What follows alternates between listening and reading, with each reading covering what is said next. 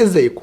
النهارده عيد ميلاد واحد من اهم المعماريين مش بس في مصر، لا ده في العالم كله. معماري الفقراء، الراجل اللي كرس حياته كلها بيحاول يبني بيوت علشان تناسب الفقراء، وتحديدا في الريف المصري. الراجل ده هو شيخ المعماريين حسن فتحي، المعماري اللي اسس فكر جديد في المباني خلاها تنتمي للبيئة وبتحافظ عليها، وكمان تكون مريحة لكل الناس اللي ساكنة، وفي نفس الوقت تكون رخيصة ما بتكلفش كتير. علشان كده تعالوا النهاردة نتعرف مين هو حسن فتحي وايه اللي عمله علشان يكون واحد من اهم المعماريين في مصر. بس طبعا في الاول لو انت اول مرة تشوفنا ومهتم بالعمارة، انزل بسرعة واعمل سبسكرايب للقناة، ولو الحلقة عجبتك ما تنساش طبعا اللايك والشير. واهلا بيكم في حلقة جديدة من حكاية معماري.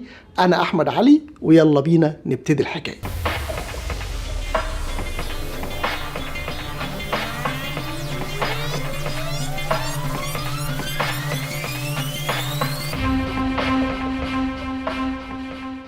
اتولد حسن فتحي يوم 23 مارس سنة 1900، يعني مع بداية القرن العشرين بالظبط. واتولد في اسكندرية، واتنقل هو وأهله للقاهرة وهو عنده 8 سنين، ودرس العمارة في مدرسة المهندس خانة في جامعة فؤاد الأول اللي هي كلية الهندسة جامعة القاهرة دلوقتي. الراجل ده كان عنده فكر مختلف في التصميم، مش زي باقي معماريين جيله. يعني مثلا كان ضد استخدام المواد الحديثة زي الخرسانة والإزاز في البنى، وشايف إن المواد الطبيعية اللي كنا بنبني بيها زمان أفضل بكتير. وكان عنده اسبابه في ده. اولا علشان المواد دي رخيصه جدا ومتوفره ومش بتحتاج اي مجهود علشان نلاقيها. ثانيا العزل الحراري بتاعها كان افضل بكتير جدا من المواد الجديده. وكمان حسن فتحي كان شايف ان المبنى زي النبات لازم يخرج من الارض اللي مبني عليها، وان ربنا سبحانه وتعالى خلق في كل منطقه المواد الطبيعيه اللي تقدر تستحمل ظروفها. وفعلا لو فكرنا في الكلام ده هنلاقي مثلا ان اكتر ماده متوفره في الصحراء هي الحجر والرمل، ودي فعلا اكتر مواد بتستحمل. علشان كده لو فكرنا نبني اي مبنى في الصحراء لازم نستخدم المواد دي. وكذلك في الريف اكتر ماده موجوده هناك هي الطمي، فلازم المباني اللي نبنيها هناك تكون برضو معموله من الطمي. وبالشكل ده هنحس فعلا ان المبنى خارج من الارض وهيحقق اعلى كفاءه ممكن. علشان كده المباني بتاعته كان دايما بيبنيها بالطرق التقليديه، الطرق القديمه، علشان تكون رخيصه وتكلفه انشائها ما تكونش كبيره، وفي نفس الوقت زي ما قلت لكم تكون كفاءتها عاليه، وبكده يبقى حقق المعادله الصعبه. ويمكن الكلام ده تزامن في وقتها مع الحرب العالميه، لان ساعتها مواد البناء اللي زي الخرسانه والازاز شحت جدا في السوق وما بقتش متوفره. علشان كده كان لازم هو يوجد البديل، والبديل بالنسبه له كان الطين والطوب اللبن والطوب الرملي والحجر، المواد التقليديه اللي كنا بنبني بيها زمان ايام المصريين القدماء، واللي كانت ناجحه جدا في وقتهم، وفي مباني منها لسه موجوده لغايه النهارده. بس ساعتها وقت التنفيذ واجهته مشكله، وهي الطريقه اللي هيقدر يبني بيها مبنى كامل من الطين، لانه سهل جدا انه يبني بيها حوائط. المشكله كانت في السقف، ازاي هيقدر يعمل سقف كامل من الطين من غير ما يقع. علشان كده قرر ان السقف بتاعه يكون سقف منحني على شكل قبو زي ما كان المصريين القدماء بيعملوه، بس برضه ما كانش عارف ازاي ينفذه من غير ما يستخدم شدات علشان يقلل التكلفه. ودي فعلا كانت مشكله كبيره جدا، وحلها كان في النوبة، لأن أهل النوبة ساعتها كان عندهم سر بناء القبب والأقبية من غير شدات، وكانوا بينفذوه كتير جدا في بيوتهم. علشان كده خد شنطته وسافر على هناك على طول، وتعرف على مجموعة من البنايين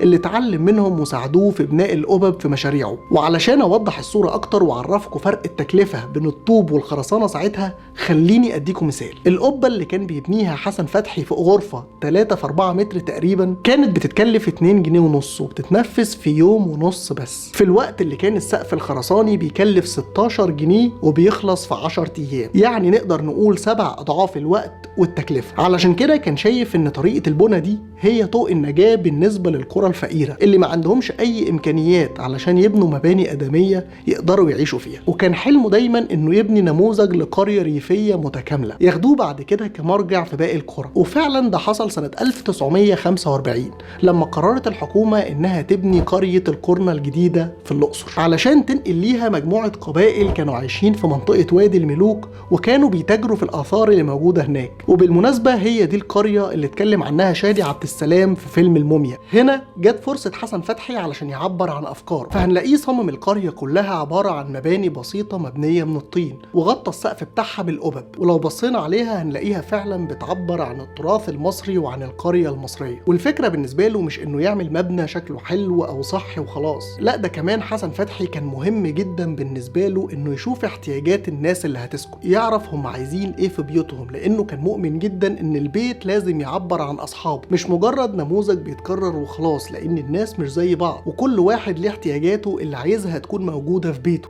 أن المنزل بعد الثياب يحيط بينا بجسم الإنسان، ويجب أن ينتمي الإنسان إلى منزله كما أنه منزله ينتمي إليه. هو فهم الكلام ده، علشان كده صمم القرية بحيث ان كل بيت يكون مختلف عن البيت اللي جنبه، كأن بالظبط اصحاب البيوت هم اللي بانيينها بنفسهم مش مهندس. وكمان كان عامل فيها مباني عامة زي مدرسة وجامع ومسرح علشان يخلق مجتمع متكامل، مش مجرد بيوت جنب بعضها وخلاص. بس طبعا للأسف المشروع ما كملش بسبب اهالي القرية نفسهم اللي ما كانوش عايزين يسيبوا بلدهم، علشان كده كانوا بيحاولوا بكل الطرق انهم يدمروا المشروع، وفعلا قدروا يغرقوه بمية النيل والمشروع وقف. ودي كانت صدمة كبيرة جدا حسن فتحي. بس برضو الراجل ما استسلمش وقرر التجربة تاني في قرية باريس في الوادي الجديد، وطبق فيها نفس الافكار، بس المرة دي زود عليها ملاء في الهواء علشان يحقق التهوية جوه البيوت، وخصوصا ان المنطقة دي كانت حر جدا في الصيف،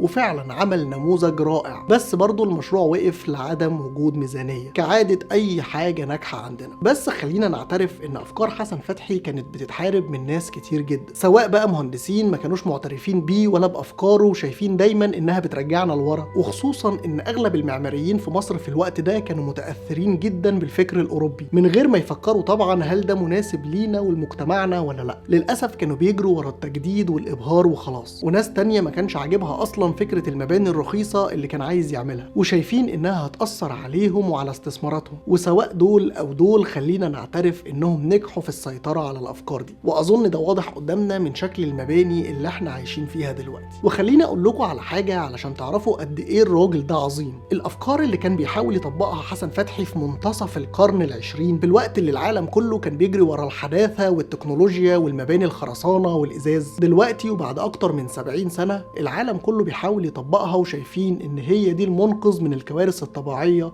اللي بتحصل بسبب الاحتباس الحراري. والميديا كلها دلوقتي بتحاول تقنع الناس بالاستدامه واحترام الطبيعه، ويمكن اكبر دليل على ده جائزه بريتسكر اللي تعتبر اهم جائزه معماريه في العالم، واللي بتعادل جائزة نوبل. لما قرروا انهم يدوها لحد السنة دي، ادوها والأول مرة المعماري افريقي من بوركينا فاسو اسمه فرانسيس كيري، وده لانه بيبني المباني بتاعته من المواد الطبيعية زي الطين والفخار، وبيطلع منها نتائج ممتازة، نفس الطريقة اللي كان بيعملها حسن فتحي من زمان. الراجل ده ما كانش مجرد معماري وبس، لا ده كان فيلسوف ومفكر، وكل المعماريين في مصر والعالم كانوا عارفين قيمته كويس قوي، وعارفين هو قد ايه كان سابق بكتير. بس كده خلصت حلقتنا النهارده واللي اتكلمنا فيها عن شيخ المعماريين حسن فتحي. لو الحلقة عجبتك ما تنساش تعمل لايك وشير، واشوفكم ان شاء الله في حلقة جديدة وحكاية جديدة من حكاية معماري.